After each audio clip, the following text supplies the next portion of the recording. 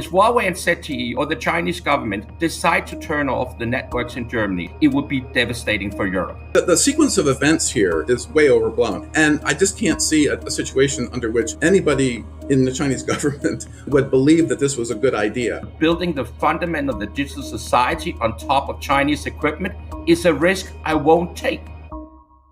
Germany has become the latest country to ban Chinese telecoms companies from its 5G network, citing national security concerns. To discuss what this means, I'm joined by two experts in the field. John Strand is a telecommunications consultant with a deep knowledge of the European market, and Paul Triolo specialises in tech policy and China at DGA Advisory Group. Welcome to you both. Thank you so much for joining me today. John, maybe I could start with you, because this ban applies to two companies in particular, to Huawei and ZTE. Maybe you could give me an overview of just how important these two companies have been in Germany's 5G network up to this point. You could say when the operators in Germany decided to buy Chinese equipment more than 12, 13 years ago, it was a different China than we have today. At that time, we had a technology shift from 3G to 4G, and all the equipment across Europe were wiped out, and the Chinese went in with very low prices, very good equipment, and basically gained quite high market shares. In Germany, they got 59%. When we come to the next technology shift, we basically goes to 5G. And at that time, the European Union had made the 5G toolbox where they've agreed to try to exclude untrusted vendors like Huawei and ZTE. At that time, against recommendation, the German operators decided to deploy Chinese 5G infrastructure in Germany. And the result was that 58% of all the 5G infrastructure in Germany today is actually from the two Chinese vendors. That's the situation right now in Germany. There was a commercial decision which the operators took. They knew what the risk was, so I can't feel sorry for them, but that's a reality. Okay, so you don't feel sorry for Huawei or ZTE. Paul, I wonder if I could bring you in. Do you feel sorry for either of these two companies? I'm not sure that's the way I would put it. I think, just stepping back briefly, I mean, the whole impetus for trying to exclude both Huawei and ZTE from networks in Europe began in the US, really, with an initiative in the Trump administration called the Clean Network Initiative. And this was something that the US took action and legal action in 2019, for example, to try to exclude Huawei and ZTE from US networks, by the way, which is still going on and is still quite a mess in terms of ripping and replacing US ZTE and Huawei equipment from US networks. And then the Trump administration, led by Secretary of State Mike Pompeo and others, put a lot of pressure on the Europeans, both on the continent, in Germany and France and other places, and also in the UK, to consider excluding Huawei from 5G or ripping and replacing equipment from those networks. That's been a very messy and untidy process here. And of course, both Huawei and ZTE have pushed back against this, and as have the operators. The operators in these countries, of course, as John rightly knows, they bought this equipment from Huawei and ZTE because in many cases it was better, or it was the companies provided better service, for example, and so the dependence on both of those Chinese companies grew in competition, of course, with both Nokia and Ericsson. But the reality is that it's very difficult to reverse course, for operators to reverse course and change vendors, for example, after they have a large installed base. And so this has been a very messy and ugly process over the last 5 years, where the operators are, particularly in Germany, have been pushing back on this. And even this German deal seems like there's a long period out to 2029, and it's not clear really what this means in general for both of those vendors, and whether they'll still retain access to some parts of the market in Europe in general, and in Germany in particular. Yeah, because I think this brings us to an interesting point. Yeah, I'd love to bring you in just in a moment, John. But, a few years ago, when all of these countries were giving out these 5G contracts, nobody seemed to be too worried about Huawei. John, you said that China now is a different place from what it was a few years ago. What do you mean by that? It's fully correct, but I have deep respect for Paul, but what he's saying is factually wrong. that he claims that this was a Trump invention. Actually, the first country who put a ban on Huawei and ZTE was Australia. It was a social democratic prime minister, Julia Gillard, who did it in 2012. Okay, that's the first thing. Trump inherits this administration, this policy from the U.S. administration, which did a bipartisan report in 2011, 2012 during the Obama administration, where they basically was deciding not to use these things. So basically, Trump was more verbal to claim that this is a Trump trade war against China. That's a narrative which Huawei and the Chinese have been traveling around with in the world. So that's one thing which is important, okay? At the time when the operators in Germany bought the 5G equipment, documentation is on my website, no problem with documenting. When the German operators bought the equipment, EU was in the process of making and implementing the 5G toolbox. And the exclusive of Huawei and ZTE in Europe using the 5G toolbox had nothing to do with the American policy. Europe did its own risk assessments. They did their own reports. They just did everything they did before these things. Everything as a European Union's website. It's also on my website. I can easily send it. I just want to say the debate about Huawei and ZTE have been derailed so many times by people which is bought and paid by the Chinese or Huawei to tell a different story and build up a narrative around Trump because Trump get the attention as he get. I'm looking at the facts. I generate all my revenue from telecom operators. I'm telling the operators what is the facts and provide them with the documentation. And the things Paul said was factually wrong. I'm sorry Paul, to can say. Paul, can I ask you to respond to that? Is it fair to say that this case of Huawei has absolutely nothing to do with a broader Chinese-US trade dispute? No, my point was, yes, certainly there was concern about Huawei and ZTE in the US and in Australia going back to 2012. But the specifics of the European actions and the European debate about Huawei and 5G was very much driven by the Trump administration and by the things like the Clean Network Initiative. So that was my only point. This is a complicated issue. We can argue over whether the concerns about Huawei are valid. Obviously, as John noted, the operators in Germany have been fined with Huawei equipment in their networks for years. There is very little evidence of that the concerns that have been raised about Huawei in terms of sort of long-term national security concerns. There's very little evidence that any of those are actually valid, and so there's lots of this issue is very, very complicated, and we can obviously my perspective is coming from the views of the operators in Europe and others in the industry who understand these issues pretty well. And again, the other thing that I would just note is the UK, for example, took what I would call a very mature approach in this in responding to pressure from the Trump administration. And they said, hey, the operators really are responsible for the security of their networks, for example, and regardless of who the vendors are. And so they put in place a very strict Telecom Securities Act that required the operators to implement security, for example, on the networks. And they were originally going to allow Huawei in some parts of the network, like the radio access network. But over time, they decided against that, in part because Huawei's the export controls on Huawei made it difficult for Huawei to potentially honor some of the contracts in terms of infrastructure. So again, this issue has landed in different places in different ways because of operators in these countries have different views of Huawei and different levels of reliance on Huawei equipment. ZTE is a much smaller player here, so we're really talking about Huawei. But again, just a quick example, in the US, for example, rural operators, Huawei and ZTE equipment is still in many rural networks. And in 2019 and 2020, there were laws passed that required operators to rip and replace that equipment.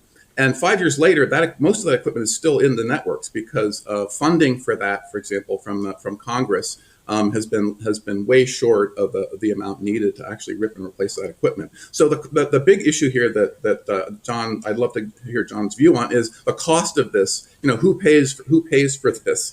For example, in the different countries. In the U.S., it's very complicated because those carriers, small rural carriers, for example, that have a lot of Chinese equipment in their networks, can't afford to simply rip out that equipment and replace it. And so there's a lot of sort of economic issues around this. The carriers in Europe, of course, have the same challenge in terms of who's going to pay for the cost for replacing this equipment. And those carriers are not operating on high profit margins, and so the ability of those carriers to handle the economics of this is another huge issue, which has made this a very complicated.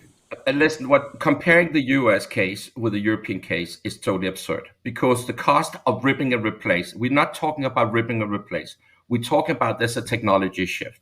So if you look at operators like Telenor in Norway, Telia in Norway, TDC in Denmark, Proximus in Belgium, T-Mobile in the Netherlands, all those operators used to use Huawei 100%. They have decided to make a technology shift when they upgrade to 5G. And the cost of doing that rip and replace is zero. In Germany, the German operators decided to deploy 5G infrastructure from Huawei and ZTE, despite the fact that they knew that EU had the toolbox coming in, and despite the fact, against the recommendation they got. The German operators have invested 2.5 billion euros in Chinese equipment, which is brand new equipment. Yes, on those things, there will be a rip and replace cost. And that rip and replace cost in Germany is equal to 29 euros per German. So the risk about the Chinese is not the spying risk, Paul. The risk is that they turn off the networks in Germany, like they did at Crimea, because the operators, after the Russians had invaded Crimea, Huawei and ZTE deployed infrastructure on Crimea. And when the operators didn't pay their bills, Huawei and ZTE decided to turn off the networks at Crimea. That was actually a couple of years ago. Then they paid the bills, and then they turned them up again. And my issue with Germany is that Germany is 25% of the mobile SIM cards in Europe, is 20% of the population, and is 29% of the GDP in Europe. Germany is the largest or the second largest trade partner for all European countries. And if Huawei and ZTE or the Chinese government decide to turn off the networks in Germany the same way as the Russians turned off the gas, it would be devastating for Europe. This is about national security. Okay, this is not about proof. It's basically very simple. So this is not about spying, because that is what we see in the headlines all the time. This is fundamentally a question of mistrust, isn't it? And Paul, I'm wondering, do you think this mistrust is overblown? Well, look, let's be clear here. Huawei and ZTE are providing equipment to networks. Okay, the networks are run by carriers and operators who control the network. So this idea that Huawei and ZTE, at the behest of the Chinese government, would turn off networks, I think is really way overblown. I mean, these are the scenario under which that would happen is hard to imagine, right? Plus, the carriers are the ones who operate the networks.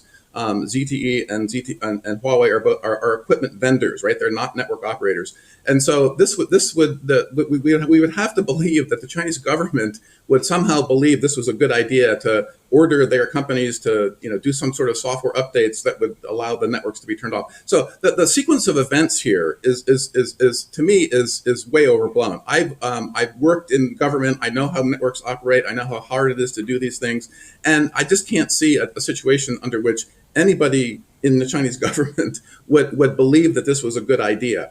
Some people have suggested that in times of conflict with China, for example, over Taiwan, that the Chinese government would order its companies to somehow mess with networks where there was Chinese equipment. And again, that's a really complicated issue, because those, again, doing that is a very non-trivial thing. From a technical point of view, and again, from a political point of view, we in that situation, the Chinese government would probably have a lot of other things that it was worried about, and producing some effect by turning off random pieces of equipment in other countries would probably, in my view, not be high on their list of responses to a conflict. So that issue is out there and has been talked about, but I think it's pretty overblown. The Crimea situation I'm not familiar with, and that sounds like a commercial issue.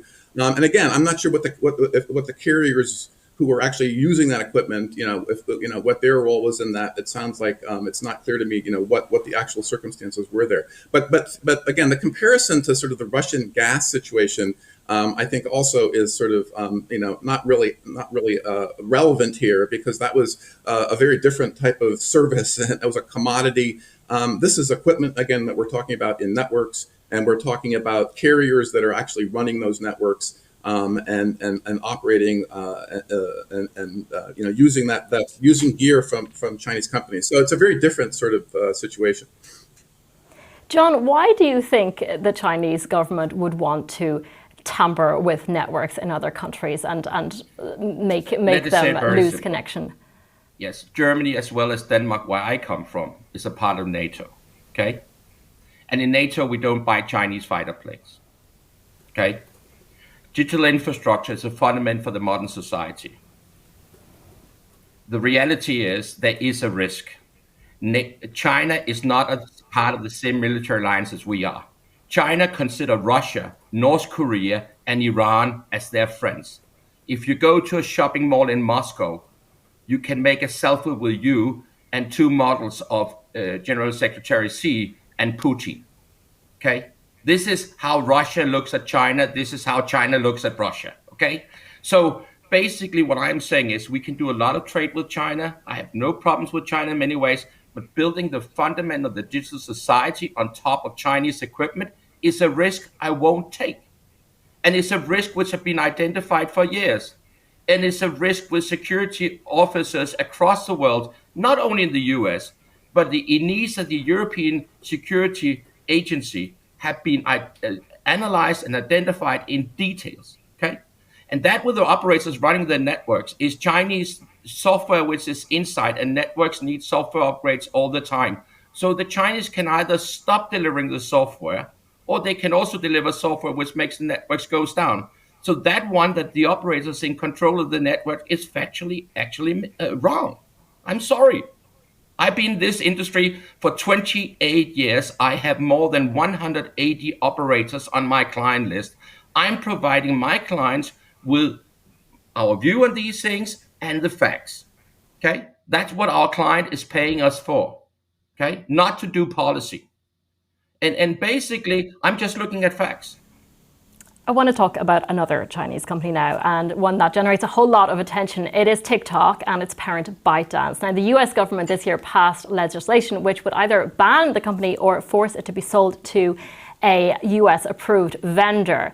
This whole process is also going to draw out for a really long time because TikTok is fighting this in the courts. How do you see this playing out? Yes, you're correct. Now the TikTok and ByteDance and some of the users of TikTok are challenging this in court, primarily on First Amendment rights, right? Because this is something that actually happened in 2020 when the Trump administration tried to ban TikTok. Also, there were court cases, district courts in the U.S. threw out the ban based on First Amendment arguments here.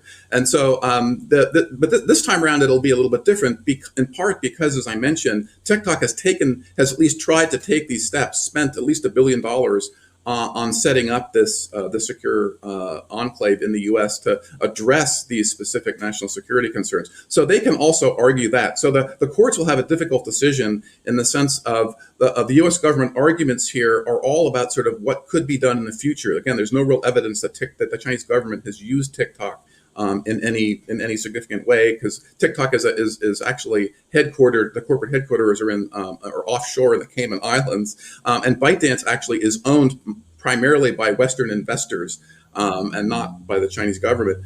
And so the argument here is going to be tricky because the First Amendment case has been upheld before.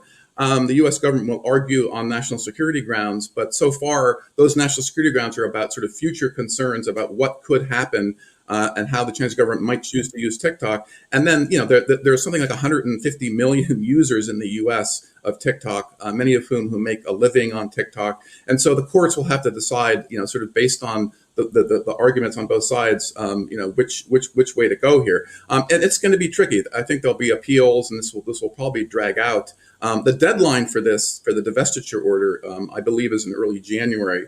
of 2025. The other issue will be if we get a change in administration, if we get a Trump administration, for example, in November. Trump appears to be have reversed himself from the 2020 attempt to ban TikTok, and he seems to be supporting TikTok. There's some Republican donors that are also invested in TikTok that he may be talking to, and so that's going to also be interesting to see how if we get a change in administration, how that affects this whole thing. But it's been a big mess over the last 2 years as efforts to ban the company or deal with it in the U.S. have stepped up. And then again, the company has been very aggressive in trying to pursue the CFIUS mitigation plan to try to address those concerns. So I think this will still drag out, but I think that deadline in January is something that they'll run up against. I think that can be extended by the president for 90 days if there's progress in terms of a divestiture. But the Chinese government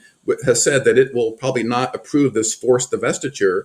It would have to approve this, and then also it controls the AI algorithm that TikTok uses, for example, and it would have to approve any transfer of that algorithm to, for example, a U.S. buyer. There have been some interest in the U.S. to buy the company, right? So this is a very lucrative and popular social media app in the U.S., and so there have been some investors like former Treasury Secretary Steve Mnuchin who have talked about potentially putting together a group to buy TikTok. But it's a really messy issue because there's lots of angles to it. U.S. competitors of TikTok like Facebook and others are also, obviously behind and support some of the efforts to ban TikTok or to push for this divestiture order. Now, this plan to either ban TikTok or force its sale was supported, at least for some time, by both Donald Trump and Joe Biden, yet both men are using this app for their presidential campaigns. Doesn't this vastly undermine any arguments about security threats, John?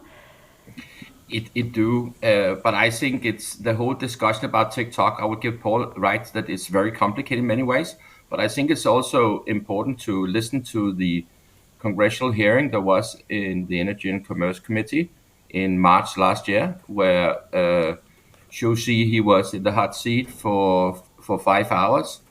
And it's interesting to say, as Paul says, the Chinese have the control over the algorithms and so on. And we know that algorithms can be used to manipulate with people, to feed them with certain kind of content in a certain time. You can decide what to give to them. So I could have a risk. What we know from that hearing is that TikTok have a better protection of kids in Singapore, where Xu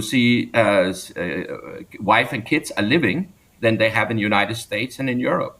So you could ask yourself, for me, it's about protecting my kids. For me, it's about how does not only TikTok but other platforms use algorithm to manipulate with the reality. Okay, the reality is that also, as we heard in that congressional hearing, is that the Chinese have access and develop a lot of the software, and the Chinese in China have access to this information. There's a lot of these things, despite the fact that we hear about the storage in Oracle databases in the US. So there is Chinese in China which have access to these things. So I think that congressional hearing that was in March last year is actually very important if you want to get a better view of what TikTok is and how they're working. But my key takeaway is, how do they protect kids? And is algorithm abused, or can they be abused? And my reality is, I can see that TikTok offer better protection to kids in Singapore than do to kids in Germany or United States. Let me just make a quick point on that. I think it's really in China too. There's a totally separate app in China called Douyin, which is something that the Chinese government certainly censors and controls and tries to control, for example, youth access to Douyin. So in the U.S. and outside of China, TikTok operates without those kinds of controls. But that's because the local governments in the U.S. and in Europe have not imposed controls on social media in general. And whereas in China, they have, of course, attempted to impose controls on social media. But those companies, again, are separate. The companies that are the company headquartered in Singapore, TikTok, that is actually incorporated in the Cayman Islands, is a separate corporate entity to the ByteDance and Douyin operation in China. So it's a complicated mix. The ownership structure is very complicated. And so the question of, for example, of divestiture, of what would be divested here, because again, most of the investors in ByteDance and TikTok are Western and Western companies, Western venture capital companies.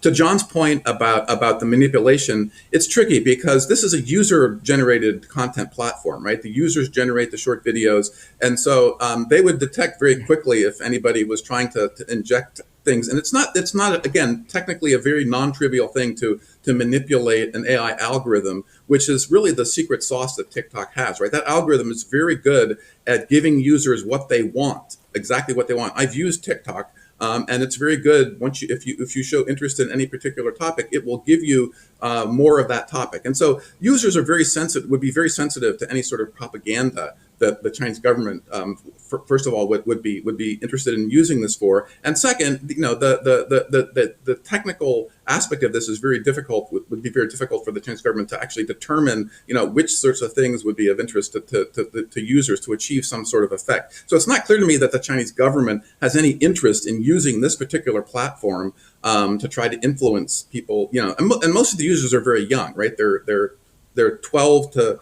24, right? Most of the users of TikTok. So there is certainly the potential there for some mischief.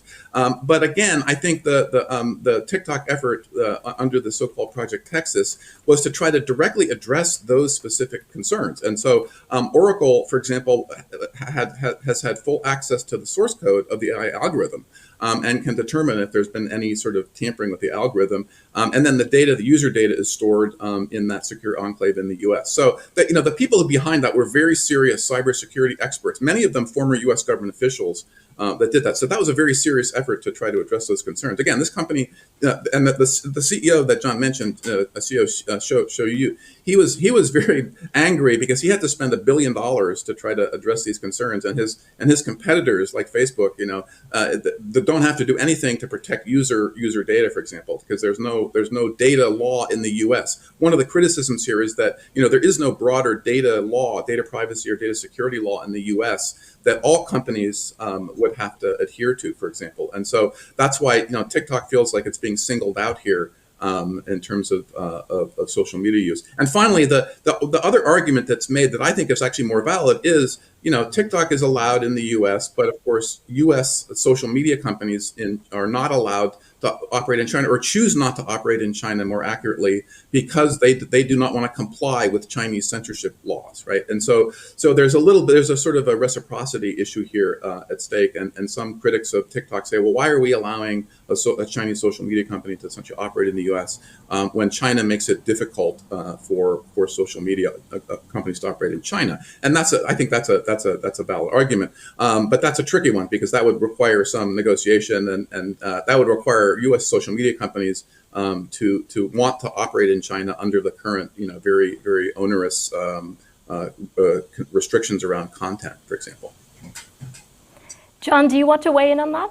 Yeah, I just want to say you can say in California they're basically making some privacy rules right now. There's a process going on in the U.S., and I think something will also happen under the existing administration if it will maintain the power. And I also think there will be happening something when we talk about a change in it. But now we're talking about Germany, and we have focus on Germany. It's very important to understand in Europe we have the Digital Service Act, which is being approved and in place, and actually also it's not less than a month. It's a month ago since EU approved the Artificial Intelligence Act in Europe, which is basically also regulation on the AI side.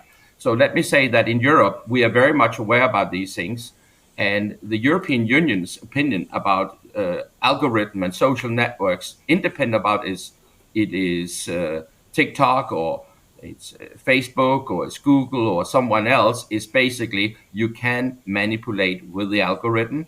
And basically all experts says you can't take the software from the algorithm and set a guy to look at it and see about its manipulating. It's totally impossible, okay? It's just like counting the numbers of sand corn on a beach. Okay, so these algorithms are completely impenetrable. I want to ask you both a final question. This era of deep mistrust between the US and China, but also along other geopolitical lines, has been described by some as a new Cold War. John, do you think that's a fair description? I think I don't want to compare it with the Cold War because I grew up during the Cold War. I was in Berlin the night when the wall went down. I spent a lot of time in Germany. I love the country. So I have a deep relationship to the country. But my reality is that we see the world is maybe being split into two types of worlds. Those with one kind of values, which include respect for human rights, religious freedom, and so on. And then those who basically don't care about these things. And we can see that China is consider Russia, North Korea, and Iran as their good friends. And Russia, Iran, and North Korea is all countries which basically wants to undermine the system which we live in, the freedom we have, the democracies we're living in. And I think it's very important when we look at these things. Right now, the Chinese have in Belarus a military exercise that is 350 kilometers from that place to Hamburg. That's the same as the distance from Hamburg to Berlin, or it's 750 kilometers from Berlin. That's the same as the distance from Berlin to South Germany. We're talking about the Chinese army is basically having military exercise outside our door. They consider themselves as a near Arctic nation. I'm from Denmark. Greenland is a part of Denmark. We are definitely an Arctic nation, but they consider themselves as an Arctic nation. Just look at a map. If you say that in geography, your teacher will basically tell you failed. So I think it's important to understand that China don't share the values. So I don't consider it a Cold War. I think the world would be split up in countries which have the values which we have in our part of the world, where we respect human rights, freedom of speech, religious freedom. And then we have another part of the world where we see dictators like in China, like in North Korea, like in Russia, like in Iran, which don't respect these things and even suppress women's rights in a country like Iran. We probably should point out, though, as well, that debates about the stability of democracy are also taking place in other parts of the world, most notably the United States, though, aren't they? Paul, I'm wondering about how you view this, and Europe as well, absolutely. I'm wondering how you view this. Are we living in a new Cold War? Well, it's complicated. That analogy has been used by a number of commentators. I think the big difference, of course, between the original Cold War and this Cold War is the integration of China into the global economy, right? In the Soviet area, the Soviet Union had very, very few ties to the global economy, whereas China, the U.S. and China had record two-way trade last year, right? And we're talking $800 billion. And so China is integrated into the global economy in a way that the Soviet Union never was. So that makes this all very complicated. And so people have talked about decoupling and deleveraging and de-risking around China. So we see that a lot with our companies that we deal with on a day-to-day basis that have historically included China, for example, in their global operations. And they're obviously now under a lot of pressure from both the U.S. government and from the Chinese government and they're rethinking their global supply chains. I use the term U.S.-China tech Cold War for the first time in 2019, early 2019, and I think that may be a little more accurate because, as John has noted, and as we've been talking about, the technology space has really become the sort of focal point of U.S.-China relations. For example, Secretary of State Blinken has talked about this intense tech competition between the two sides here. So that segues into John's. I think what we're heading towards is a world where there are areas of the technology stack, for example, in the U.S. and Europe. And in other parts of Asia, like Japan and South Korea, may be one based on one technology, parts of that technology stack, and then in other parts of the world, China, Russia, the Middle East, and other places in Africa, is sort of a battleground between the two competing technology visions. So the world is really we're headed towards a more sort of bifurcation, if you will, of the technology stack. But it's messy and it's complicated because China is still an important part of global supply chains around semiconductors, for example, and other parts of the technology stack. Telecommunications, Huawei is in many countries around the world. So it's going to be this messy process of some bifurcation here that's going forward. So so Cold War doesn't necessarily really capture that dynamic, but I think in the technology space it's a little more applicable because again countries are sort of choosing sides as they did in the Cold War. The U.S., for example, is pressuring companies in the Middle East to take sides in this contest with China over things like artificial intelligence. So very much in the UAE and in Saudi Arabia, for example, there's a lot of efforts, competition there where the U.S. is basically saying that those countries shouldn't be investing in funding Chinese AI companies and other sort of technology infrastructure companies. Again, Huawei is in the middle of that because Huawei has built a lot of the infrastructure in Saudi Arabia and also in the UAE. So these issues are not going away, and the technology space will be sort of the focus of this. But we are headed for a more complicated world where the technology stack is increasingly bifurcated along these lines. I guess you could call it, authoritarian versus democracy, but it's a lot messier than that because, countries around the world, many of them do not want to really choose sides here, and defining these categories is pretty messy if that's the paradigm you want to use. Absolutely. John Strand and Paul Triolo, thank you both so much for speaking with us. It's been a real pleasure to have you both with us today. It was great to talk to you both. Thank you.